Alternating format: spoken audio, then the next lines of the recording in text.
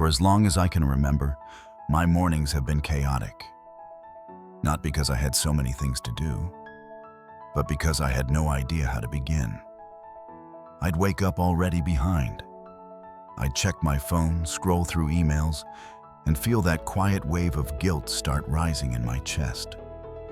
Then I'd rush into the day, skipping breakfast, skipping intention, skipping clarity. My body was moving, but my mind was still stuck in fog. And yet, this was normal for me. I thought mornings just worked that way. That maybe I just wasn't a morning person. That maybe people who woke up with structure and focus had something I didn't. I tried forcing myself into routines before. 5 a.m. wake-ups, 30-minute workouts, cold showers. None of it stuck. The moment I hit a bad week, I dropped it all. The more I failed, the more I internalized this story. I can't be consistent. I don't have discipline. I'll never be the kind of person who wins the morning. And over time, I stopped trying. I gave up on the idea that I could have calm, clear, purposeful mornings. I settled for starting my days in reaction, reacting to time, to stress, to whatever I forgot to do the day before. But somewhere deep down, I knew this was hurting me. Because the way you start your morning often sets the tone for everything else. If I began the day already anxious, distracted, or behind, it followed me. Into my work, into my relationships, into my thoughts. I wasn't just losing mornings, I was losing momentum. And something inside me knew it had to change. But I didn't know where to start, not with another routine, not with another list of rules. I needed something simple, something human, something I could actually keep. Then one night, almost accidentally, I wrote a single sentence in a notebook next to my bed. It wasn't planned. It wasn't profound. I just felt overwhelmed and needed to unload. That one sentence turned into 3. I wrote without editing, without a prompt, without any real direction. Just thoughts, raw, honest, unfiltered. I closed the notebook, turned off the light, and went to sleep. The next morning, before reaching for my phone, I opened that notebook again. I didn't overthink it. I just wrote another few lines. No structure, no agenda. Just what I was feeling. Something about that act, that pause before the noise, felt different. It was quiet, grounding, centering. And for the first time in a long time, I started my morning not reacting to the world, but returning to myself. That became my one thing. Just writing 2-3 sentences each morning. No more, no less. I called it my morning checkpoint. I didn't time it. I didn't judge it. I didn't even care if it made sense. I just wrote. And I promised myself I'd do it for 30 days, not to become more productive, but to see what would happen if I began my day with intention instead of inertia. I didn't expect much. In fact, I expected I'd forget by day 5. But I didn't. I kept showing up, pen in hand, just for a minute or two. And something subtle began to shift. Not in my schedule, in me. The first week didn't feel magical. It felt awkward. I sat at my desk each morning, notebook in hand, trying to find something worth writing. Most days, I didn't feel like I had anything to say. My thoughts felt boring, repetitive, shallow. Some mornings, I just wrote, "I don't feel like doing this," or "I'm tired," or "This is pointless." But I wrote it anyway. That was the rule. 1 or 2 honest sentences, nothing fancy, nothing forced. Some mornings I stared at the page longer than I wrote. I'd scribble down a phrase, close the notebook, and wonder if this experiment even mattered. I wasn't feeling more productive. I wasn't feeling more focused. I wasn't feeling transformed. But I kept going. And that's what surprised me the most. Not the results, but the fact that I didn't quit. Usually, when I try to build a new habit, especially something subtle like this, I drop it within days. But this felt different. Not because it was enjoyable, but because it was manageable. It didn't ask for energy I didn't have. It didn't require a schedule shift. It didn't demand discipline. It just asked for presence. And even on days I wanted to skip, I couldn't argue that I didn't have 2 minutes. The friction was too low to justify giving up. Around day 3 or 4, I noticed the first real resistance. Not from my body, but from my mind. I began to question the purpose. What's the point of this? I'm not learning anything new. I'm just writing the same things over and over. And in some ways, I was right. My entries were repetitive. My energy was flat. But in the middle of one of those pointless mornings, I had a strange realization. The act of showing up, even when it felt useless, was the entire point. I wasn't journaling to create insights. I wasn't writing to be inspired. I was writing to be honest. And honesty isn't always deep or profound. Sometimes it's mundane, even messy. But it's still real. And showing up for that realness, before the world had a chance to interrupt me, was becoming a powerful ritual. Not because of what it produced, but because of what it represented. Choice.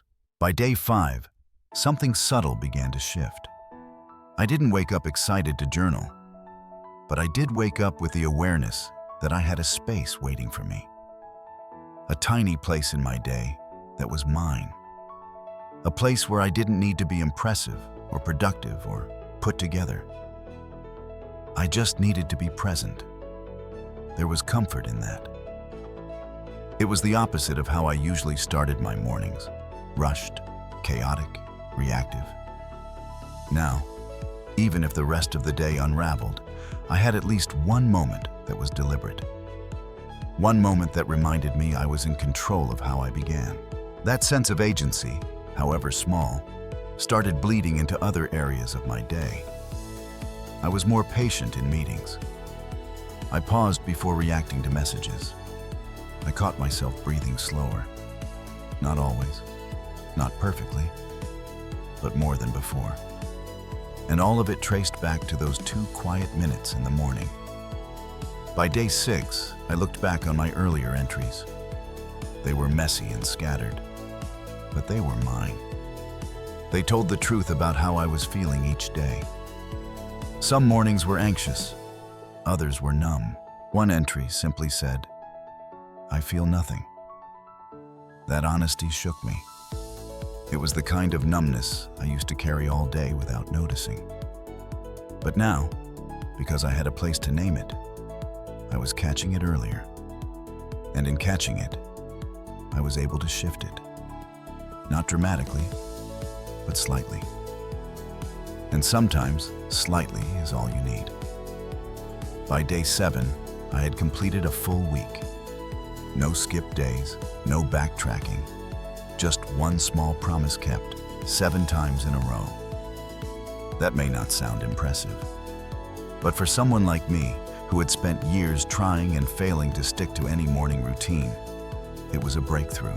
And it wasn't just that I had succeeded, it was how I felt about that success. For the first time in a long time, I felt proud of something small. Not proud because it looked good on a calendar, but because it felt real. It was mine. I'd chosen it. I'd stayed with it. I hadn't done it to impress anyone. I'd done it to reconnect with myself. And it was working, not because I was writing anything special, but because I was finally listening. Listening to how I started the day. Listening to how I felt before everything else demanded my attention. Listening to the quiet voice inside that usually got drowned out by noise. That voice was still faint, but it was growing stronger. And I realized I didn't want to stop, so I made a quiet decision. keep going, keep showing up. Not because I had to, but because I wanted to see what might happen if I didn't give up this time.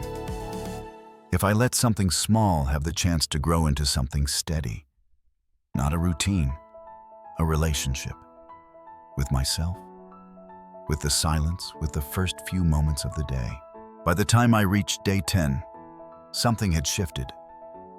Not just in how I started the day, but in how I carried myself through it. The entries in my notebook became a little fuller. Not longer necessarily, but more alive. I was no longer just reporting how I felt. I was beginning to reflect. One morning I wrote, "I feel calmer today." Maybe because I didn't reach for my phone first. Another day. There's so much on my plate, but I'm not panicking yet. This little space helps. These weren't insights I planned to have. They surfaced because I had created room for them. Before, my mornings had been a blur of distraction. Phone, headlines, tasks, rushing out the door. But now I had 7 minutes, sometimes less, sometimes more, of focused quiet.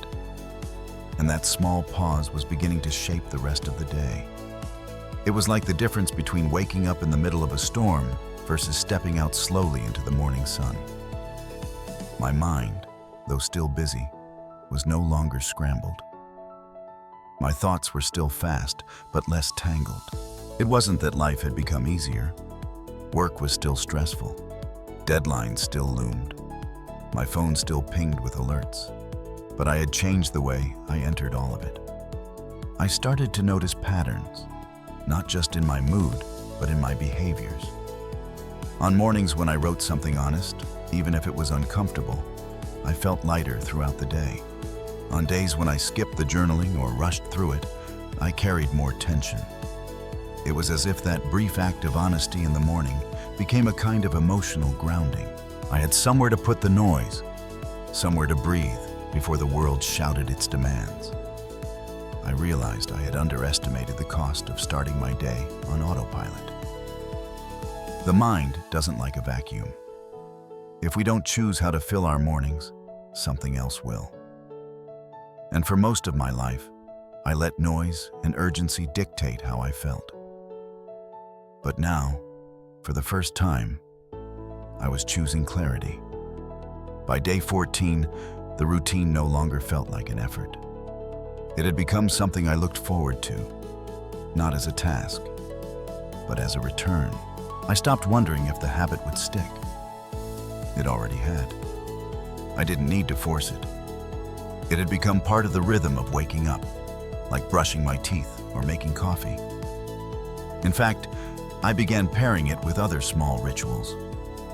I'd light a candle on the desk, I'd put on a soft playlist, I'd sip warm tea as I wrote. These weren't rules. They were gentle additions that made the moment richer. The journaling, it turned out, wasn't about productivity at all. It was about connection. And when I felt connected, to myself, to the moment, I moved through the day with more clarity. I spoke more intentionally.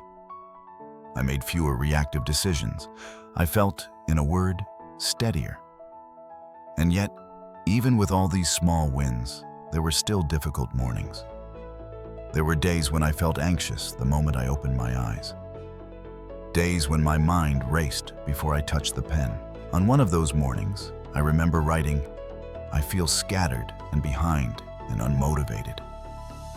But just writing those words made me realize I was naming the storm before stepping into it. And somehow, that changed the dynamic. I wasn't lost inside it. I was observing it. And that shift, from being swept up in a feeling to noticing it, made me feel powerful. Not in a loud, motivational way, but in a quiet, grounded way. That's when I began to understand that this habit wasn't fixing me. It was helping me face myself. By day 18, the clarity began to show up in surprising ways. I began making decisions faster, not because I was rushing, but because I was less clouded by doubt.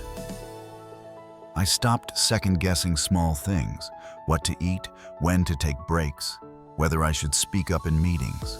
It was as if I had cleared out just enough mental clutter to leave space for instinct. I also found myself having more compassion for others. When I started my day with gentleness, I became less reactive to other people's stress. That was unexpected. I didn't set out to become more patient, but that's what happened. The more grounded I felt, the less I absorbed other people's chaos. I wasn't mirroring tension anymore. I was meeting it with calm. By day 21, the journaling had become something else entirely. It was no longer about documenting. It was about returning to a version of myself I often forgot existed. A version that was thoughtful, kind, deliberate, creative. I wrote things I hadn't admitted aloud in years, fears I had avoided, dreams I had quietly buried. And all of it came out, not in one flood, but slowly, gently, line by line, because the habit gave me permission to be honest without performance. There was no audience, no judgment, just ink, paper, and presence. And from that presence, a deeper kind of clarity emerged. I began asking better questions. What matters most today? What do I want to feel, not just do? Where am I holding back, and why? These weren't questions I needed to answer right away, but asking them was enough. They created space. They brought depth.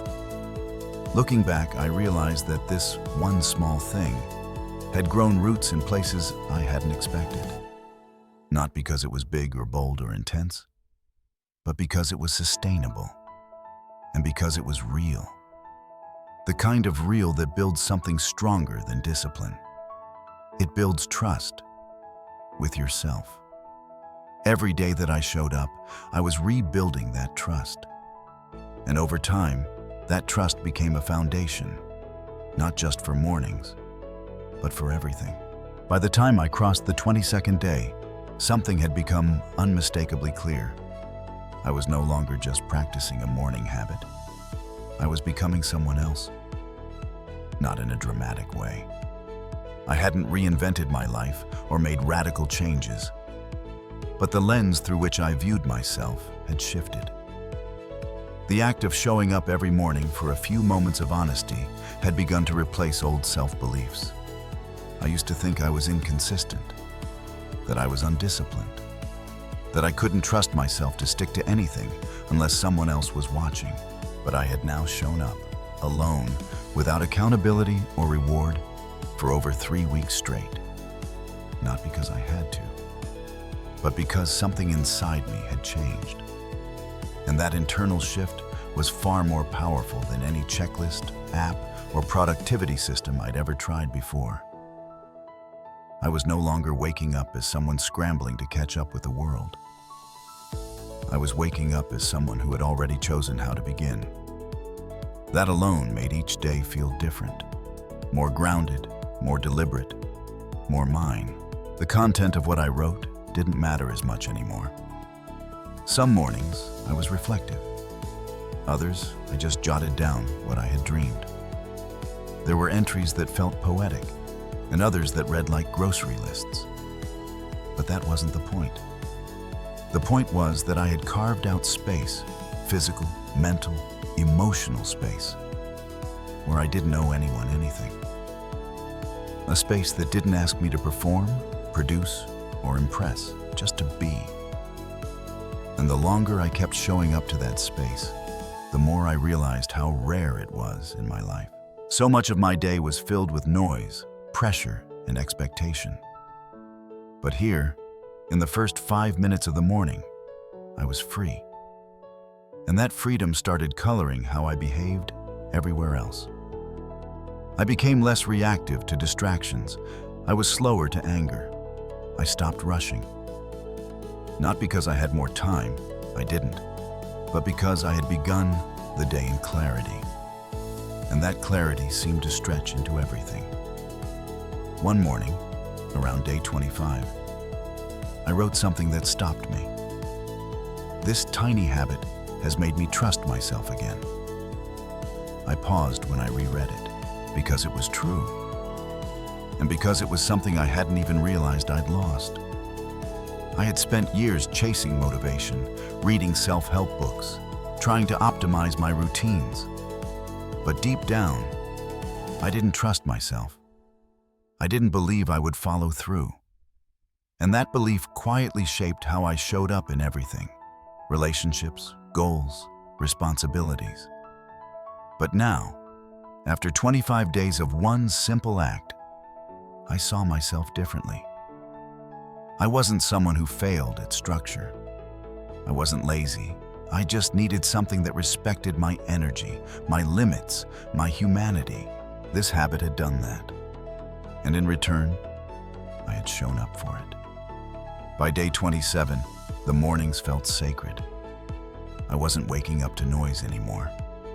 I wasn't grabbing my phone first thing. I wasn't rushing into anxiety. I was easing into the day with softness. And that softness gave me strength. I know that sounds contradictory, gentle and strong, but it's the only way to describe it. There's a kind of quiet power that comes from meeting yourself without judgment. I no longer felt like I was chasing a better version of myself. I was finally spending time with the version that already existed, the one I had ignored beneath all the expectations and urgency. That version was thoughtful, curious, capable, and kind. And he had been there all along, waiting for space to breathe. On day 30, I woke up before my alarm. I sat down, pen in hand, and didn't feel like I had to write anything profound. I just smiled. I had done it. 30 days, no fanfare, no dramatic transformation, but a steady, quiet evolution. I had changed. Not in the way you change when you hit a goal or reach a milestone, but in the way you change when you learn to trust yourself again, when you realize that consistency doesn't have to be a battle, that habits don't need to be hard to be meaningful, that starting small isn't weakness, it's wisdom. That morning I wrote, "I don't think I'll ever go back." And I meant it.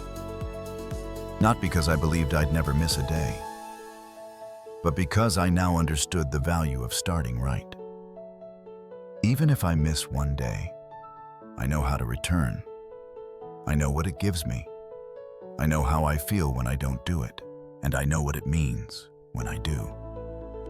This wasn't a 30-day challenge anymore. It was a way of relating to myself, a way of reminding myself, first thing each morning, that I am here, that I matter, that I can start from wherever I am, tired, distracted, hopeful, uncertain, and that presence is enough. In the past, I used to think I needed the perfect morning routine to feel whole. But now I see that all I needed was one small thing, one moment of honesty, one pause before the noise, to shift the direction of the entire day. And perhaps, eventually, my entire life. When people ask me now, "What's the one habit that changed your life the most?" I don't talk about workouts, diets, time blocking, or productivity hacks. I talk about a pen, a notebook, and a few quiet minutes each morning. That's it. That was the habit. Just writing something, anything, before I let the world in. And if that sounds too simple to be life-changing, I get it. I used to think the same way. I thought transformation had to be big, visible, impressive. But what I've learned, what these past 30 days have taught me, is that real change often begins invisibly. It starts in silence. It starts in moments no one else sees. The most powerful change I've experienced didn't happen when I accomplished something. It happened when I kept a promise to myself, a small promise, repeated enough times to become truth. This habit didn't just change how I spent my mornings. It changed how I saw myself. For years, I wore the identity of someone who was bad at routines. Someone who tried and failed. Someone who started strong and gave up halfway. But each day I wrote, even when I didn't feel like it. I chipped away at that old story. I began replacing it, slowly, gently, with something new. I am someone who shows up. I am someone who follows through. I am someone who creates space for myself. It wasn't about the notebook. It wasn't about what I wrote. It was about what I was becoming. And that shift, that internal redefinition, began to affect everything else.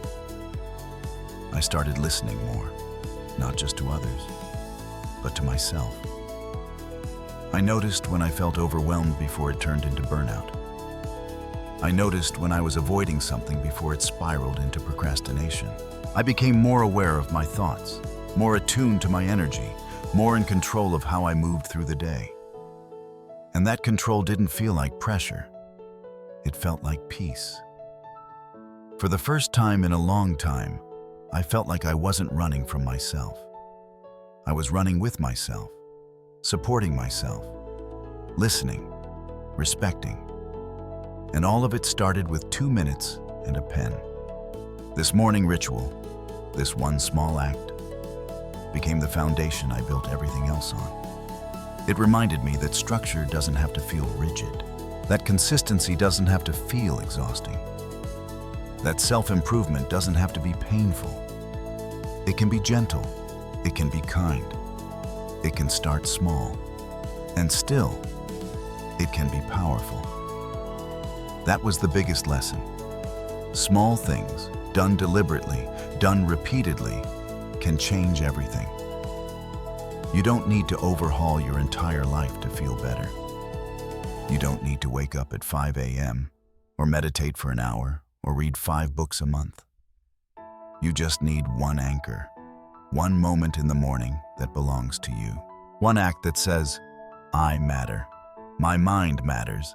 My time matters. And if you can give yourself that, even for just 2 minutes, you'll start to feel different. Not instantly, not dramatically, but undeniably. That's how change works. Not in breakthroughs, in repetitions, not in intensity, in rhythm. I didn't become a morning person.